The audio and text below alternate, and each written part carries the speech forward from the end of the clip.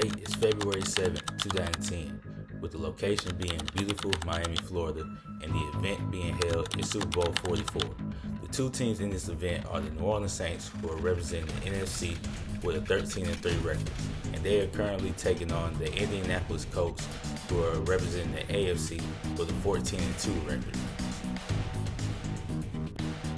At this point in the game, it's the fourth quarter with 3 minutes and 24 seconds to go, with the Saints currently up on the Colts 24-17.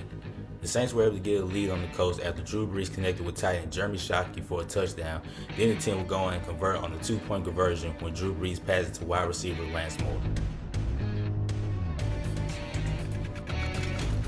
The Colts are currently driving down the field, and it's 3rd and 5. They're looking to score a touchdown to hopefully tie up the game. But what was about to happen would be one of the greatest plays not only in Super Bowl history, but in New Orleans Saints history as a whole. Wait, time out. How did we get here? How did the New Orleans Saints as a team and the city get in this position? Well, in order for us to understand that, we gotta look back at the history. And I know one person who has the capabilities of doing that. RJ. Huh? What? Saints going to Super Bowl? No, man. Remember what we agreed we was gonna do? Oh, this is the series about the Saints history, right? Yes, bro. And y'all want me to do it? Yes. I bet. So you clicked on the video wanting to know about the Saints history, right? Well, let me tell you. The Saints history has been kind of a rocky one. This team has been known for many things. They've been known for heartbreaks, pain. This team has even been known to cause a few headaches as well. But this team has also been known to give fans jubilation, swag, and just an all-around positive vibe in general. So in this 10-episode docuseries, I'm going to be taking you through the history of the New Orleans Saints. From the highest of highs to the lowest of lows. This, ladies and gentlemen, is the history of the New Orleans Saints.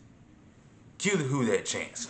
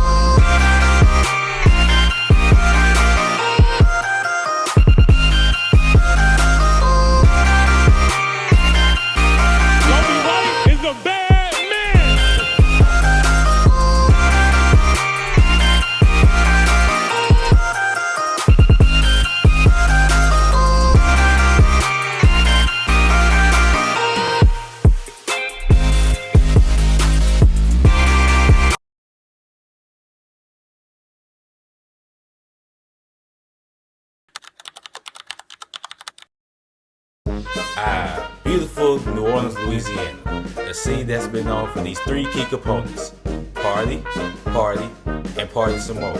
But this is a city that has a lot of rich history as well. And in order for us to understand the history of the New Orleans Saints, we have to understand the history of the city that they're in, New Orleans. New Orleans, Louisiana was discovered in 1718 by a couple of French settlers, and over the course of the 250 plus years, they've been known for music, in particular jazz, which has produced guys like Fats Domino and Louis Armstrong. First Mardi Gras to be held in New Orleans was on February 24, 1857, and this event has been a main staple for New Orleans and continues to be a great tradition to this day. But we can't talk about New Orleans without talking about their food like crawfish and their world famous beignets. Now that we looked at the brief history of the city of New Orleans, let's go ahead and get into the football aspect of the thing. The date is November 1st, 1966, and this will be a joyous day for the city of New Orleans as they will be awarded as the 16th franchise in the NFL, and they will be given a football team. On December 15, 1966, businessman John W. McComb Jr. will become the owner of the New Orleans Saints. And on December 22, 1966, Victor E. Shawnwood will be the director of player personnel. Then, on December 27, 1966, the Saints would have their first head coach in Tom Fears. Then, on January 9, 1967, the team would officially get its nickname, being called the New Orleans Saints, as they would join the Capital Division featuring the Dallas Cowboys, Philadelphia Eagles, and the Washington Redskins. On January 27, 1967, the team would go out and sign their first player in kicker Paige Cochran, and then in the 1967 draft, they would go out and draft fullback Leslie Kelly out of Alabama, while also going on to draft 42 players in the expansion draft as well. The team also went out and got legendary fullback Jim Taylor and traded for defensive end Doug Atkins from the Chicago Bears. The final major offseason move that the Saints made was getting their first general manager in Burt Rose. Just like that, the New Orleans Saints were ready to kick off their first season, and this gives us the opportunity to spotlight our first player of the New Orleans Saints.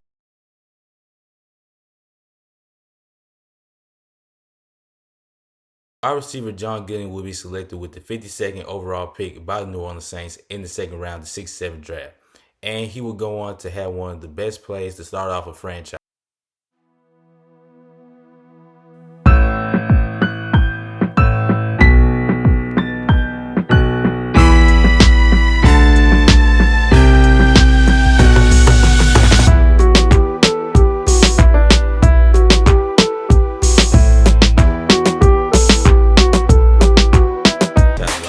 The team would still go on to lose 27-13 to the Los Angeles Rams, and to make matters worse, the Saints would drop their first 7 games as a franchise, but things would change as they would get their first win against the Philadelphia Eagles, 31-24. In their inaugural season, the New Orleans Saints would finish with a 3-11 record.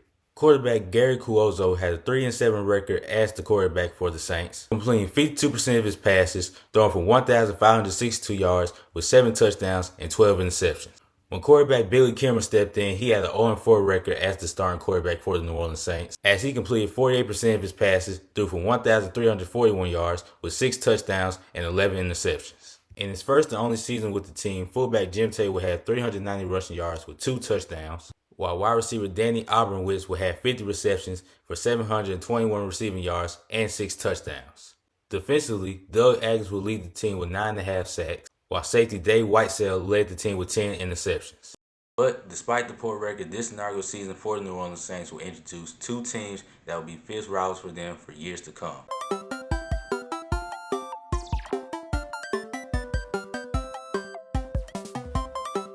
Dallas Cowboys were founded on July 29, 1959, while the Atlanta Falcons were founded on June 30, 1965.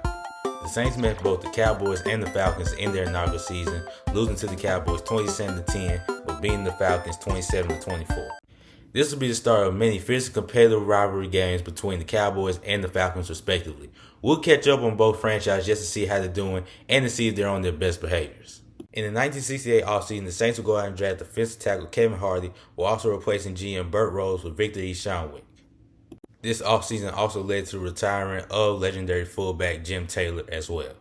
In the 1968 season, the Saints was finished with a 4-9-1 record in the NFL Capital Division. Quarterback Billy Kimmer took over the starting gig for the New Orleans Saints as the starting quarterback, and he had a 4-7 quarterback record while completing 53% of his passes, throwing for 2,060 passing yards, having 15 touchdowns and 17 interceptions, while also being sacked 26 times. Running back Don McHale led the way for the team with 637 rushing yards and 4 rushing touchdowns, while wide receiver Danny Abramowitz led the team with 54 receptions, 890 receiving yards, and 7 touchdowns.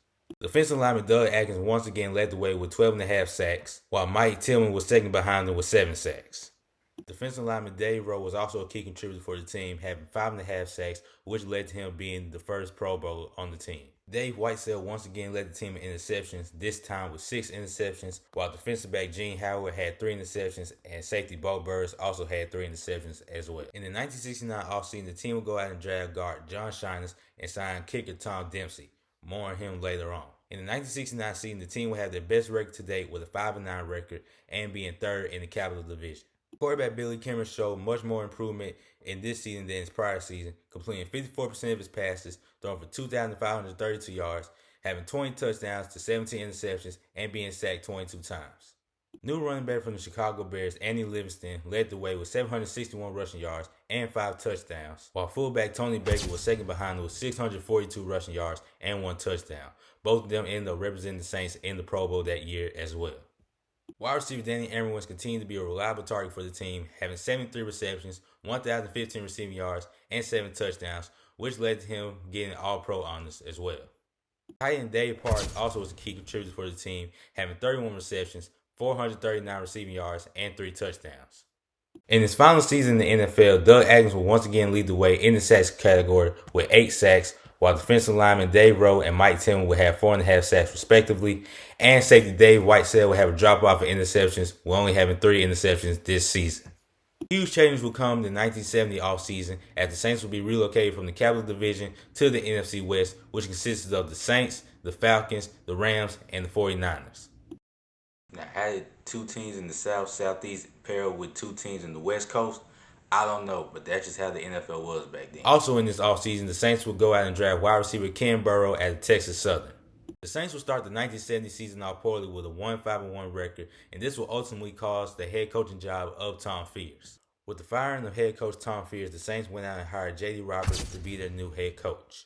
This hire didn't change much as the team would finish with a 2-11-1 record, which would be 4th in the NFC West. Quarterback Billy Kimmer went 2-8 as the Saints starting quarterback, completing 57% of his passes, throwing for 1,557 passing yards, having 6 touchdowns with 17 interceptions, and being sacked 19 times. Backup quarterback Ed Harger didn't fare any better with an 0-3-1 record as a starting quarterback, completing 45% of his passes, throwing for 1,133 passing yards with 5 touchdowns, 5 interceptions, and being sacked 9 times. Even Tony Baker had a down year with 337 rushing yards and 0 touchdowns. But wide receiver Danny Aaron continued to have respectable numbers with 55 receptions, 906 receiving yards, and 5 touchdowns. Wide receiver Ken Burrow will have 13 receptions for 196 receiving yards and 2 touchdowns in his rookie season, while tight end Dave Parks will have 26 receptions, 447 receiving yards, and 2 touchdowns. Former second rounder Richard Neal will lead the way with 5 sacks, while defensive back Hugo Hollis will lead the way with 5 interceptions, with defensive back Doug Wyatt and linebacker Jackie Burkett being behind them with 4 interceptions respectively. But despite this abysmal season, this gives us the opportunity to spotlight our second player for the New Orleans Saints at this time of their history. Kicker Tom Dempsey was born without any fingers on his right hand and without any toes on his right foot, which led to him wearing a special kind of cleat every time he kicked the football. But despite that, he was able to go out there and have one of the greatest moments not only in Saints history, but in NFL history as well. In the final seconds of a game between the Detroit Lions and the New Orleans Saints, with the game on the line, Tom Dempsey went out and did this. 2 seconds left. Scarpetti will hold. Here's the snap. The ball is down. Dempsey kicks. It's on the way. It is good. It's good. The Saints have won. The Saints have won. Despite this record going on to be broken, this was still a great piece of history, not only for the New Orleans Saints, but for kicker Tom Dempsey. In the 1971 offseason, the team had traded quarterback Billy Kimmer to the Washington Redskins for linebacker Tom Russo and 4th and 8th round draft picks in next year's draft. And with the number 2 overall pick in the 1971 draft, the New Orleans Saints will go out and draft.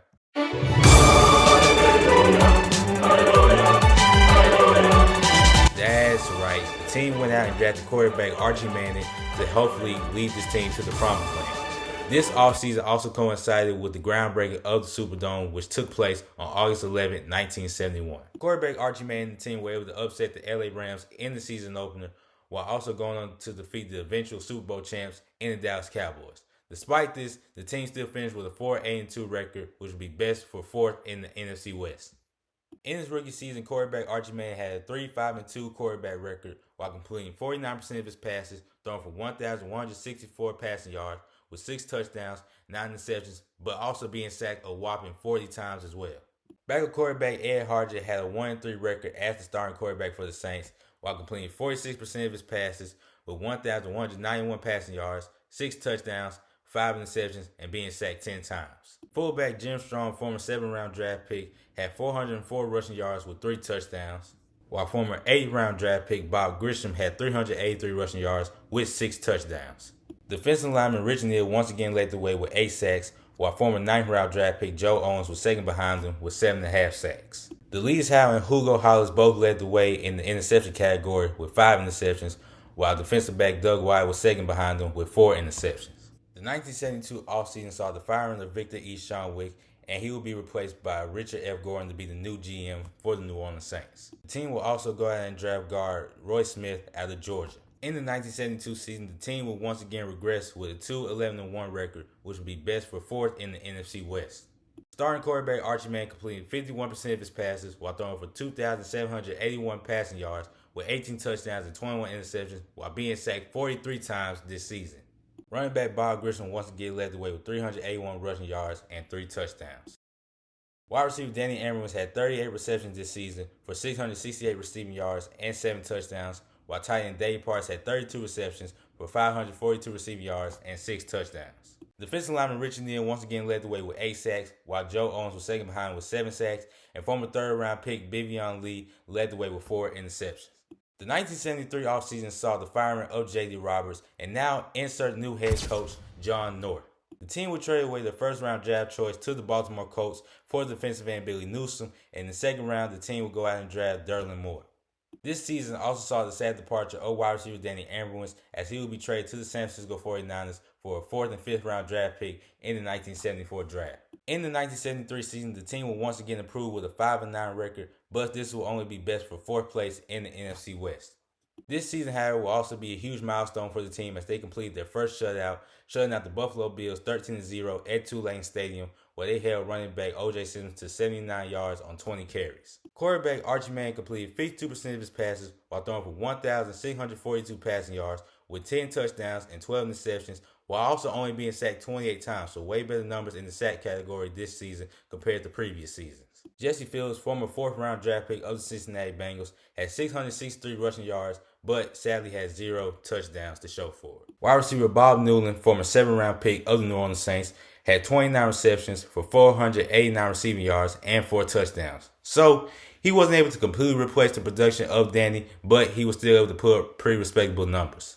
Newcomer Billy Newsome led the way with 8.5 sacks, while Joe Owens was second behind him with 8 sacks, and it was a 4-way tie in the interception category with linebacker Jim Merlo and defensive backs Ernie Jackson, Vivian Lee, and Tom Myers, each time with 3 interceptions. The only notable move that the Saints made in the 1974 offseason was going out and drafting linebacker Rick Middleton out of Ohio State. In the 1974 season, the team would finish with a 5-9 record, this time being 3rd in the NFC West. Quarterback Archie Manning completed 51% of his passes while throwing for 1,429 yards, having 6 touchdowns and 16 interceptions, while also being sacked 26 times. Alvin Maxson, former 8th-round pick of the New Orleans Saints, had 714 rushing yards with 2 touchdowns, while running back Jess Phillips had 556 rushing yards with 2 touchdowns. Wide receiver Joe Parker, who was a former 5th-round draft pick for the Saints, had 41 receptions for 455 receiving yards and 4 touchdowns, while Bob Newland had 27 receptions for 490 receiving yards and 2 touchdowns. Tight end Paul Steele, who was a 2nd-round draft pick for the New Orleans Saints, had 32 receptions for 466 receiving yards and 3 touchdowns. Defensive lineman Bob Powell, who was a former 11th-round draft pick for the Saints, contributed with 9 sacks this season, while Joe Owens was second behind him with 8 sacks, and Billy Newsome also made key contributions on defense with 5.5 sacks this season as well. Former late-round defensive backs Terry Sherman and Ernie Jackson both were tied with the most interceptions this season, with each having 4. The 1974 season will also be the final season that the Saints played in Tulane Stadium, finishing with a 23-32-1 home record. In the 1975 offseason, the team would go on and draft wide receiver Larry Bird out of Purdue, and then they would go on and trade defensive end Billy Newsome to the New York Jets for their 1st-round draft pick, where they would select offensive tackle Kurt Shoemaker out of Ohio State. This season will also mark the first season that the Saints played in the Superdome, but they didn't give their fans much to cheer for as they finished with a 2-12 record and finished 4th in the NFC West. Head coach John North would be let go during the season, and this led the way for Ernie Hefferly to be promoted as the new interim head coach. Quarterback Archie Manning had another down year, completing 47% of his passes while throwing for 1,683 passing yards with 7 touchdowns and 20 interceptions while being sacked 49 times this season. 9th-rounder running back Mike Strahan had 668 rushing yards with 2 touchdowns, while running back Alvin Maxson had 371 rushing yards with 3 touchdowns. Rookie wide receiver Larry Bird had a nice contribution to the team with 16 receptions for 305 receiving yards and 2 touchdowns. Defensive linemen Bob Powell and Joe Owens both had 6.5 sacks, while defensive back Tom Myers led the way with 5 interceptions, and defensive back Chuck Crystal was second behind him with 3 interceptions. In the 1976 offseason, the team would once again go out and find a new head coach, this time hiring Hake Stram. The team suffered a huge blow this offseason with quarterback Archie Manning being out for the rest of the season with right shoulder surgery. So, in order to replace him, they went out and traded linebacker Rick Middleton to the San Diego Chargers for Bobby Douglas and a third-round draft choice. The team also went out and used their first-round draft choice on running back Chuck Muncie out of California. This was once again an underwhelming season for the Saints as they finished with a 4-10 record, finishing fourth in the NFC West. Quarterback Bobby Douglas had a 2-4 record as the Saints starting quarterback while completing 48% of his passes, throwing for 1,288 passing yards, 4 touchdowns, 8 interceptions, and being sacked 26 times. Backup quarterback Bobby Scott didn't do much better as he had a 2-6 record as the Saints starting quarterback, completing 54% of his passes, throwing for 1,065 passing yards, with 4 touchdowns, 6 interceptions, and being sacked 24 times. Rookie running back Chuck Muncie had 659 rushing yards with 2 touchdowns, while backup rookie running back Tony Galbraith had 570 rushing yards with 7 rushing touchdowns. Wide receiver Larry Byrne had 18 receptions for 297 receiving yards and 2 touchdowns, while tight end Henry Childs had 26 receptions for 349 receiving yards and 3 touchdowns. Defensive lineman Alex Price would lead the way with 8.5 sacks this season, while Bob Pollard and Derlin Moore each had 8 sacks respectively. And defensively, linebacker Jim Merlo led the way with 4 interceptions this season. In the 1977 offseason, the team went out and drafted defensive end Joe Campbell out of Maryland. This season would be another abysmal season for the Saints as they finished with a 3-11 record, which would be 4th in the NFC West. After being out last season with an injury, Archie Manning came back this season, but he only completed 55% of his passes, throwing for 1,284 yards with 8 touchdowns, 9 interceptions, and being sacked 36 times. So look, I don't know if y'all caught on yet, but despite Archie Manning now being a legendary quarterback in Saints history, the numbers that he was producing during this time period wasn't the best. But then again, I guess when you had all those head coaching changes, plus a poor offensive line at that, you can only do so much. Running back Chuck Muncie led the way with 811 rushing yards, which was a team record at the time, and scored 6 rushing touchdowns, while running back Tony Galbraith had 644 rushing yards with 3 rushing touchdowns. Tight end Henry Childs had 33 receptions this season for 518 receiving yards, and a team record at the time, 9 touchdowns. Former third-round pick Alois Grooms led the way with 7.5 sacks, while Alexis Price and Bob Pollard both had 6 sacks behind them. Then defensive back Chuck Chris led the way with 4 interceptions while also having 3 sacks himself. Okay. Yeah, this is a good stopping point. So we'll cover 10 years of the New Orleans Saints from their inaugural season in 1967 all the way into 1977. And the one number that has remained consistent with this team at this time period has been the number 5. Because think about it. At this point in the Saints history, they've had 5 different head coaches, have been able to win more than 5 games. And if we being technical, they've had 5 different starting quarterbacks at this point of their history as well. But anyway, yeah, that's chapter 1 of the Saints history. And to give you a quick preview of what's in store for chapter 2, paper bags. In all seriousness, man, appreciate you guys for watching this video. On top of this series, there's a lot more story for this channel, so make sure you like and subscribe. And as always, KGF, keep God first.